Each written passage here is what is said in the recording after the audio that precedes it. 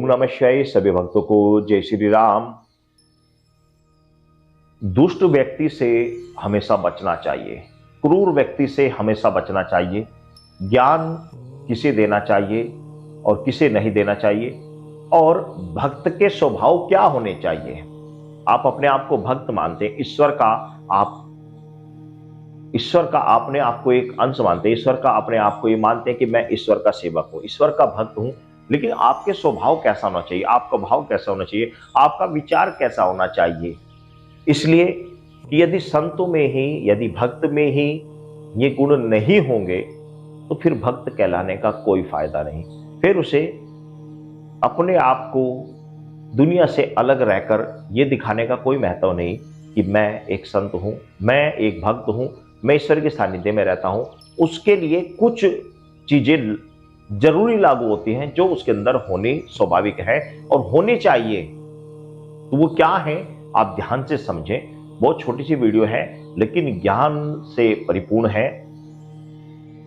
तो एक संत हुए हैं, वो संत एक बार जंगल से भ्रमण करते हुए जा रहे थे। रास्ते में उन्हें एक वृक्ष दिखा, पीपल का वृक्ष था। और उन्होंने क्या किया, उस पीपल के वृक्ष के नीचे जाकर देखा कुछ छाया है, चलते चलते थक गए थे तो आराम कर लिया जाए। पीपल वृक्ष के नीचे वह संत जाकर, वह महात्मा जाकर आराम करने लगे। अब जब वो आराम करने लगे तो उसी वृक्ष के ऊपर एक हंस रहा करता था। हंस ने देखा कि संत महात्मा नीचे आराम कर रहे हैं, लेकिन पीपल के पत्तों के बीच से कहीं कहीं से उनके ऊपर धूप गिर रही है। तो उस धूप से वे परेशान ना, उनकी नींद ना खुल जाए, तो हंस ने क्या किया, अपने पंखों को फैला लिया। इस प्रकार फैला लिया उस ऋषि के ऊपर ताकि उनके ऊपर वह धूप ना लगे, जो धूप पीपल के वृक्षों के बीच से धूप जा रही थी वह ना लगे और उनकी निद्रा भंग ना हो। इस बात को बराबर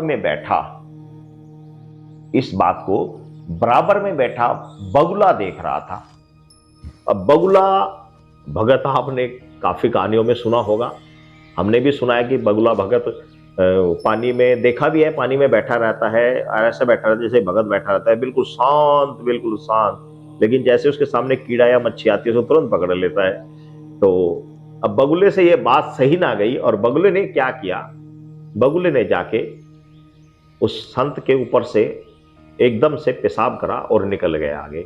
अब संत की निद्रा खुल गई। जैसे ही संत की निद्रा खुल गई उसने हंस को देखा कि हंस मेरे ठीक मुंह के ऊपर, पेड़ के ऊपर पंख फैलाए बैठा है।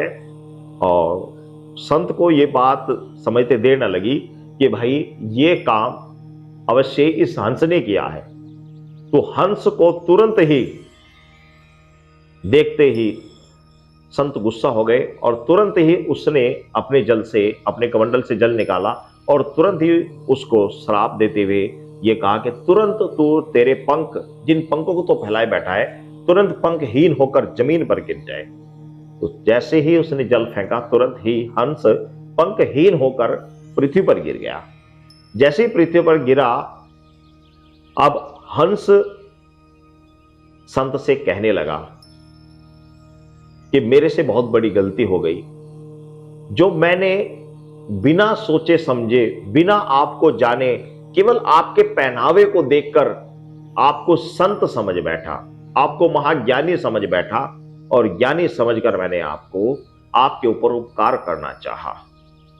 वास्तव में मुझे ऐसा नहीं करना चाहिए था। तो हंस कहता है कि किसी को देखकर तुरंत ये आंकड़ा मत लगा लेना कि ये संत है। हो सकता है वे संत के भेष में कोई चोर डाकू हो। जब तक आप उसके व्यवहार से, उसकी बातों से परिचित ना हो जाएं, तब तक आप अपने घर की बागडोर, अपने घर की समस्या, अपने घर की प्रॉब्लम उसको पूर्ण रूप से नहीं बतानी चाहिए। किसी व्यक्ति को देखकर एकदम ये आंकड़ा आप नहीं लगा सकते कि ये वास्तव में चोर है, उसने चोर जैसे वस्त्र पहन रखे, तो आप ये नहीं आंकड़ा लगा सकते कि वह चोर है। जब तक आप उसे समझ ना ले, देख ना ले, तब तक आप ये नहीं समझ सकते कि वास्तव में वह चोर है या संत है। और संतों को भी अपने पहनावे के अनुसार, अपने ईश्वर के सानिध्य के अनुसार अपने स्वभाव का परिवर्तन रखना चाहिए। उनको भी तुरंत ही दूसरे व्यक्ति के कर्तव्य कर्म को देखकर तुरंत ही एकदम निर्णय नहीं लेना चाहिए। पहले बात को सोचना चाहिए, समझना चाहिए कि दूसरे व्यक्ति ने बात क्यों कही है, क्या कारण है, क्या वास्तव में ये ऐसा है। पहले हर चीज का आकलन लेकर तब शब्द को कहना चाहिए, तभी अपने मुख से कोई बात निकालनी चाहिए। कारण कि संत लोग जो होते हैं, भक्त जो लोग होते हैं, मैं आप सभी की बात कर रहा हूं, कोई संत कोई बाहर से नहीं आ रहे, मैं आप सभी की बात कर रहा हूं। वो मंत्र जाप करते हैं, ईश्वर का सानिध्य में रहकर ईश्वर का नाम सुमिरन करते हैं, उनके मंत्रों को जपते हैं। जब उनके मंत्रों को जपते हैं तो मंत्रों को जपते जपते जपते जपते जपते उनके अंदर वाक सिद्धि परिपूर्ण होनी प्रारंभ हो जाती है। उनकी जो वाक सिद्धि होती है, वाक सिद्धि किसे बोलते हैं? वाक सिद्धि बोलते हैं कि हमने जो कहा वो हो जाता है, इसको वाक सिद्धि बोलते हैं। ये धीरे धीरे धीरे धीरे उनकी परिपक्व होनी प्रारंभ हो जाती है। इसमें ये मैं आप सभी की बात बता रहा हूं, जो ईश्वर का सुमिरन ज्यादा से ज्यादा करते हैं, पाप कर्म से बचे रहते हैं और सत्य मार्ग पर चलते हैं, उनकी वाक सिद्धि धीरे धीरे धीरे धीरे परिपूर्ण होने जाने शुरू हो जाती है। सिद्धि उन्हें प्राप्त होनी प्रारंभ हो जाती है। वो जो कहते हैं वो हो जाता है। तो ऐसा भक्तों के साथ बहुत ज्यादा होता है। मैंने अपने जीवन में 13 बार इस चीज को देखा है। और दूसरी बात कि ऐसे संत के हृदय से यदि कोई बात निकल जाए तो वह तुरंत पत्थर की लकीर हो जाती है। अब बात आती है आपके ऊपर कि आपको यह सोच समझ कर कहना चाहिए कि क्या कहना चाहिए, क्या नहीं कहना चाहिए, किसको श्राप देना चाहिए, किसको नहीं देना चाहिए। यदि आपका कोई दिल दुखाता भी है तो भी मुख से गलत शब्द नहीं निकालने चाहिए, क्योंकि आपके तो मुख से शब्द निकलेंगे लेकिन दूसरे का सर्वनाश हो जाएगा। तो इसलिए मुख से संत व्यक्ति को सोच समझकर शब्द को कहना चाहिए, सोच समझकर बोलना चाहिए। और खासकर जिन कपड़ों को आप पहने हुए हैं, संत कपड़ों को, उनकी मर्यादा को रखते हुए कार्य करना चाहिए।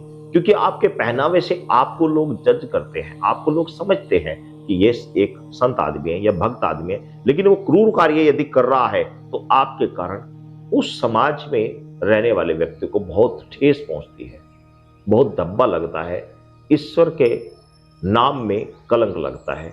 तो इसलिए सोच समझकर कदम उठाएं, सोच समझकर बोले। तो जब हंस ने ये बातें वह अपने आप में ही कह रहा था तो संत उस बात को सुन रहा था और संत ने कहा कि वास्तव में तुम क्या कहना चाह रहे हो। तब हंस ने सभी बातें बताई कि मैं आपके ऊपर पंख इसलिए फैलाए बैठा था कि मेरे से आपके ऊपर जो धूप गिर रही थी वह देखी नहीं गई और आपको आराम देने के लिए मैंने ये कर्म किया। लेकिन बगुला से ये बातें देखी नहीं गई और बगुले ने आपके ऊपर पेशाब कर कर चला गया। तब संत को अपनी गलती का एहसास हुआ और उसने हंस से क्षमा मांगे और प्रभु से प्रार्थना की कि मेरा श्राप निष्फल हो जाए। और उसकी एक सीमा निर्धारित की, क्योंकि जो हो चुका वो तो होना था, लेकिन उसकी एक निर्धारित सीमा निर्धारित कर दी कि इतने समय तक आप बिना पंख के रहोगे, उसके बाद आपके पंख निकल आएंगे। तो लेकिन संत को बहुत ज्यादा पछतावा हुआ कि मैंने बिना सोचे समझे ये कर्म कर दिया। तो इस चीज का आप भी ध्यान रखें। सभी भक्तों को जय श्री।